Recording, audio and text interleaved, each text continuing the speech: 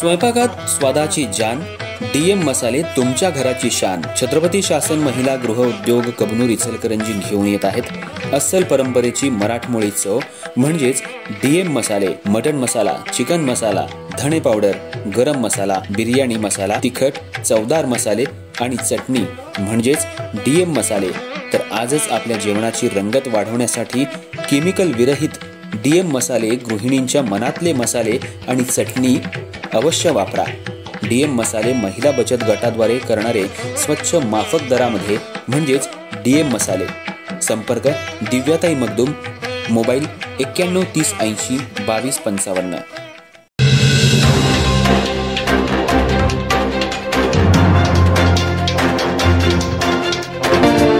नमस्कार, मी तेजस्विनी मगदूम। एम मराठीमध्ये आपल्या सर्वांचं स्वागत आहे। पाहूया ठळक घडामोडी। इचलकरंजी शहरात 2 दिवसांपूर्वी अभिनंदन कोल्हापुरे या युवकाची डोक्यात सिमेंटची पाईप घालून हत्या करण्यात आली होती। घटनेच्या अवघ्या काही तासातच पोलिसांनी 4 संशयित आरोपींना गजाआड केलं होतं। यातील अन्य 3 आरोपींना पोलिसांनी गजाआड केलंय। यातील विवेक साळुंखे, ओमकार राऊत, राहणार कागल यांना आज न्यायालयात हजर केलं असता न्यायालयानं पोलीस कोठडी सुनावली आहे। तसंच अल्पवयीन मुलाची बालसुधार गृहात रवानगी करण्यात आली आहे। इचलकरंजी शहरातील इचलकरंजी कबनूर कोल्हापूर रोडवर असलेल्या वैशाली गार्डन बारमध्ये वेटरसोबत भांडण झाल्याच्या कारणावरून अभिनंदन कोल्हापुरे या युवकाची डोक्यात सिमेंटची पाईप घालून निर्घृण हत्या करण्यात आली होती। पोलिसांनी घडलेल्या घटनेच्या काही तासातच संशयित आरोपी पंकज चव्हाण यासह 3 आरोपींना न्यायालयात हजर केलं असता त्यांना न्यायालयानं पोलीस कोठडी सुनावली होती।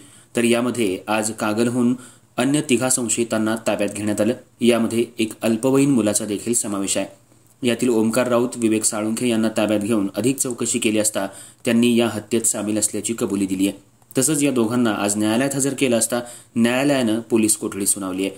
तर अल्पवयीन मुलाची बालसुधार गृहात रवानगी करण्यात आली आहे। या हत्येमध्ये सुमारे 7 जणांचा समावेश असल्याचं निष्पन्न झालंय। किरकोळ कारणावरून अभिनंदन कोल्हापुरे यांची हत्या केल्याची कबुली या 7 जणांनी दिली आहे। त्यामुळे कोल्हापूर जिल्ह्यामध्ये गेल्या 8 दिवसात 4 जणांची किरकोळ कारणावरून निर्घृण हत्या झाल्यामुळे एकच खळबळ माजली आहे।